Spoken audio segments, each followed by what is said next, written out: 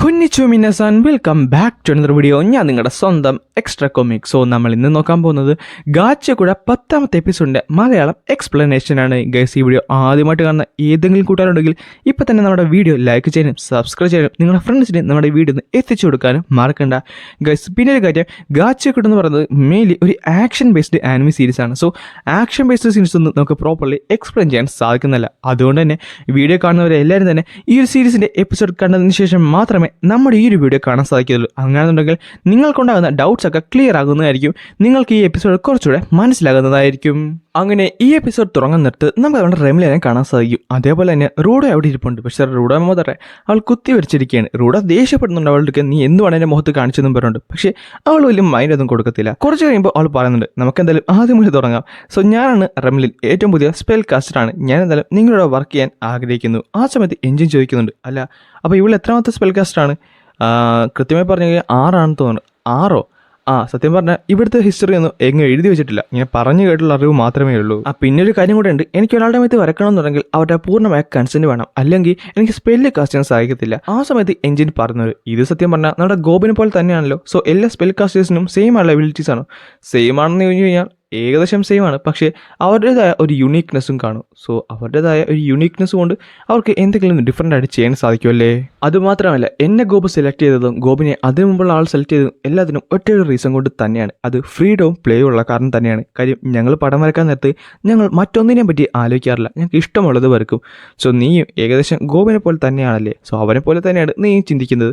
അപ്പോൾ പറയുന്നുണ്ട്, അങ്ങനെയൊന്നുമല്ല, എനിക്ക് തോന്നുന്നത് ഞാൻ വരക്കുന്നതേ ഉള്ളൂ. ഇതൊക്കെ നേരത്ത് എഞ്ചിനും അവളുടെ നേരെ ചാടുന്നുണ്ട്. അതെല്ലാം ഞാനും പറഞ്ഞെന്ന് പറഞ്ഞിട്ട് എന്നിട്ട് കുറച്ച് കഴിയാൻ നേരത്ത് നമ്മുടെ റൂഡോ ആയിട്ട് പടം വരക്കാൻ വേണ്ടി റെഡി ആയിട്ട് പുള്ളിക്കാരൻ്റെ ഉടുപ്പൊക്കെ ഊതിയിട്ട് അവിടെ മാറിയിരിപ്പുണ്ട്. ആ സമയത്ത് അവൾ പറയും ചെയ്യും, സോ നിനക്ക് ഒരു വലിയ ഡാമേജും കൊടുക്കണം, പിന്നെ ഒരു മേജറുള്ള ഹിറ്റും കൊള്ളാൻ പാടില്ലല്ലേ, സെറ്റാക്കി തരാമെന്ന് പറഞ്ഞിട്ട് അവൾ നേരെ ആ ഒരു മാർക്കർ എടുത്ത് പിടിക്കുന്നുണ്ട്. പക്ഷേ അത് ഇത്തവണ ചേഞ്ച് ആയത് ഒരു ടാറ്റോ കുത്തുന്ന ഒരു സാധനമായിട്ടായിരുന്നു. റെമിലിൻ, നീ അത് കുറച്ച് സീരിയസ് ആക്കി ഇട്. ഞാൻ സീരിയസ് ആയിട്ട് തന്നെ എടുത്തത്, എന്തായാലും ബോഡിയിലാണ് വരക്കാൻ പോകുന്നത്. അപ്പം ഞാൻ പിന്നെ ഓർത്ത് ഇങ്ങനെ ചെയ്യുന്നതല്ലേ കുറച്ചുകൂടെ കൂളായിട്ടുള്ളത്.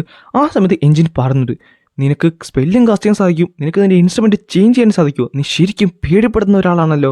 എനിക്ക് ടാറ്റു വേണ്ട, പക്ഷേ ഇത് വെള്ളം വീഴാൻ നേരത്ത് പോകും കേട്ടോ.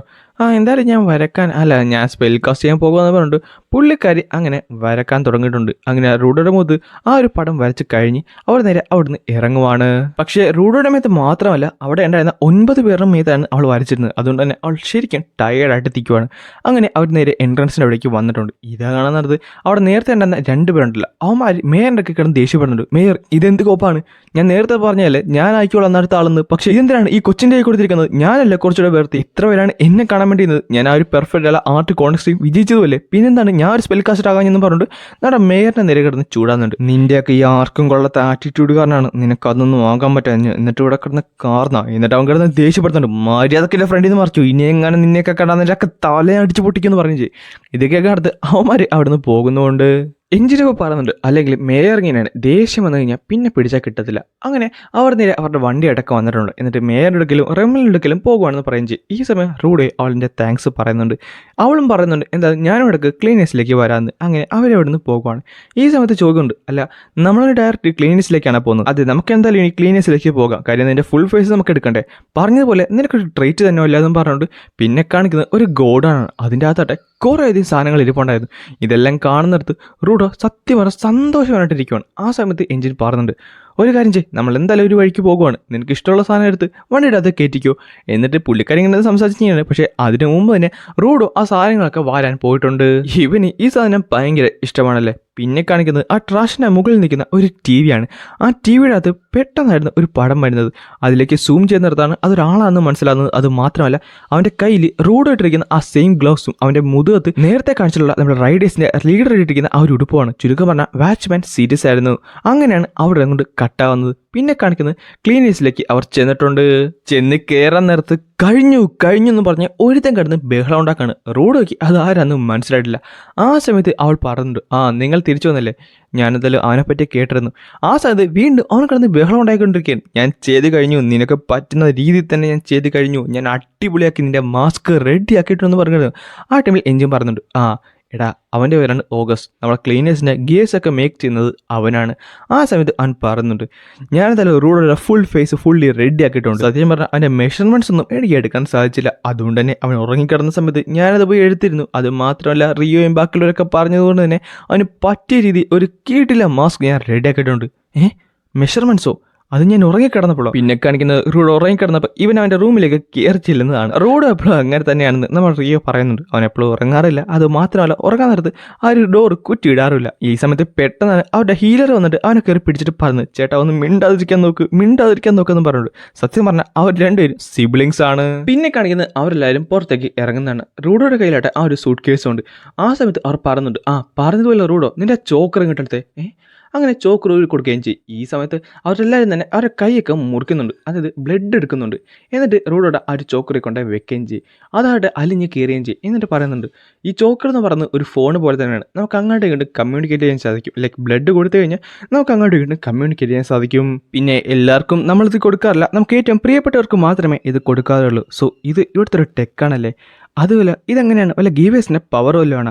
ഈ സമയത്ത് അവരെല്ലാവരും ഒരേ സ്വരത്തിൽ നമ്മുടെ റൂഡോട് ഒരു കാര്യം കൂടെ പറയുന്നുണ്ട്.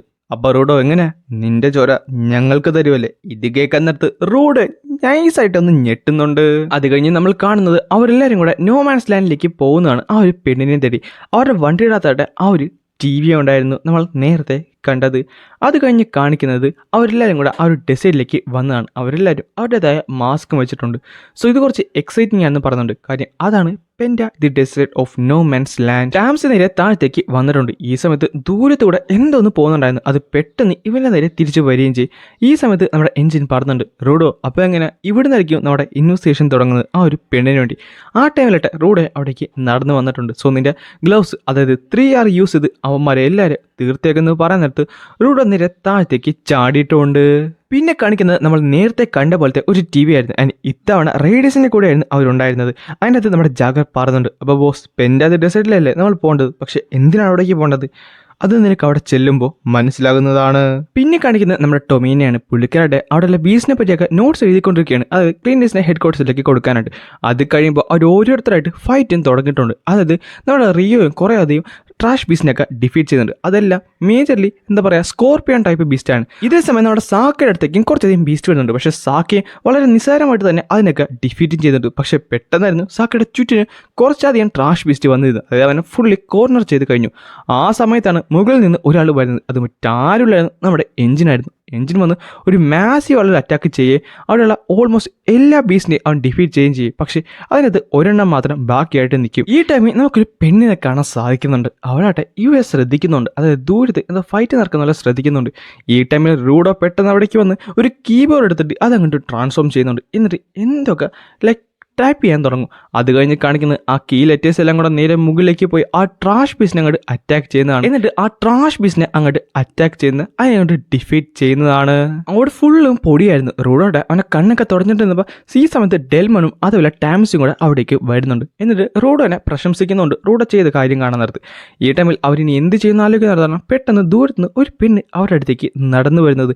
ഇത് കാണുന്നത് അവരും ഞെട്ടി. കാര്യം അവളുടെ മേത്ത് മാസ്ക് പോലും ഇല്ല. അവളായിട്ട് അവരുടെ ഫ്രണ്ടിൽ വന്ന് ഇങ്ങനെ നിൽക്കുവാണ്.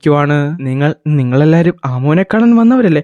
ആ സമയത്ത് റൂഡോ ആലോചിക്കുന്നുണ്ട്, ഇനി ഇവിടെങ്ങാനുമാണോ? അപ്പോൾ എഞ്ചിൻ പറഞ്ഞു ചെയ്യും, എനിക്ക് തോന്നുന്നു ഇവളായിരിക്കും നമ്മൾ തേടി വന്ന ആൾ. അവ സാക്ക പറഞ്ഞുണ്ട്, എനിക്ക് അത്ര എളുപ്പമായിട്ട് തോന്നുന്നില്ല, കാര്യം എത്ര എളുപ്പത്തിൽ അങ്ങനെ കിട്ടേണ്ട കാര്യമില്ലല്ലോ. ആ ടൈമിൽ നമ്മുടെ റിയോ ചോദിക്കുന്നുണ്ട്, അല്ല നീയാണോ നമ്മുടെ സ്പിയറിൽ നിന്ന് ഗ്രൗണ്ടിലേക്ക് ആൾക്കാർ പോകുന്നതും വരുന്നതും കണ്ടിട്ടുള്ളത്?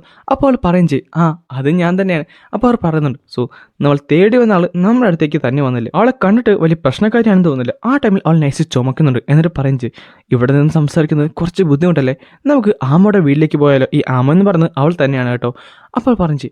പക്ഷേ ഇത് കേട്ടിട്ട് എനിക്കെന്തോ പന്തി കേട്ട് തോന്നുന്നുണ്ട്. പിന്നെ കാണിക്കുന്നത് അവരെല്ലാവരും അവളുടെ വീട്ടിൽ നിൽക്കുന്നതാണ്. ഈ സമയത്ത് റൂഡോ ഞെട്ടിത്തെറിച്ച് നിൽക്കുവാണ്. കാര്യം പെട്ടെന്ന് എഞ്ചിൻ നേരെ മുട്ടുകുത്തി താഴത്തേക്ക് വീഴുവാണ്. അവൻ്റെ വായിൽ നിന്ന് എന്തൊക്കെ താഴത്തേക്ക് ഒലിക്കുന്നുണ്ടായിരുന്നു. അത് കഴിയുന്നിടത്ത് അവൻ ബോധം കെട്ട് താഴത്തേക്ക് വീണിട്ടുണ്ട്. റൂഡോയ്ക്ക് എന്താണ് സംഭവിക്കണമെന്ന് മനസ്സിലാകുന്നില്ല. ഈ സമയത്ത് തന്നെ ആമോ റൂഡോനെ നോക്കി ഒന്ന് ചിരിക്കുന്നുണ്ട്. ആൻഡ് അങ്ങനെയാണ് ഗാച്ചക്കുട്ടിയുടെ 10ാമത്തെ എപ്പിസോഡ് ഇവിടെ അവസാനിക്കുന്നത്. ഗൈസ് വീഡിയോ ഇഷ്ടപ്പെട്ട് കഴിഞ്ഞാൽ ലൈക്ക് ചെയ്യാനും സബ്സ്ക്രൈബ് ചെയ്യാനും നിങ്ങളുടെ ഫ്രണ്ട്സിന് നമ്മുടെ ഈ വീഡിയോ ഒന്ന് ഷെയർ ചെയ്ത് കൊടുക്കാനും മറക്കണ്ട.